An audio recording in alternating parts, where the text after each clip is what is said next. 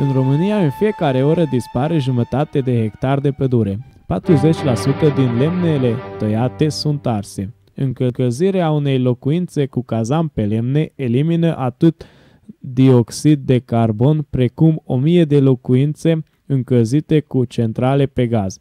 În țara noastră, cantitatea cea mai mare de energie se obține prin termocentrale. Prin arderea cărbunelui se elimină cea mai mare cantitate de dioxid de carbon, care are drept urmare încălzirea globală.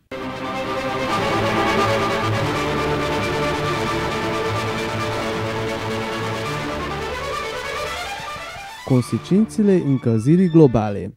Efecte climatice extreme, de exemplu, furtuni, vânt puternic, iarnă blândă, vară tropicală, grindină.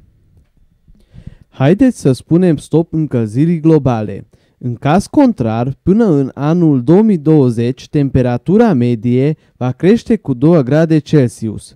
Putem încetini poluarea prin adunarea selectivă a deșeurilor, astfel reducem consumul de energie.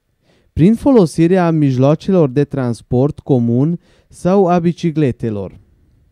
Se pot planta copaci, lucru care va fi benefic pentru următoarea generație. Un hectar de pădure de 50-100 de ani absorbe în 24 de ore 280 de kilograme de dioxid de carbon și elimină 220 de kilograme de oxigen. Decizia este a noastră.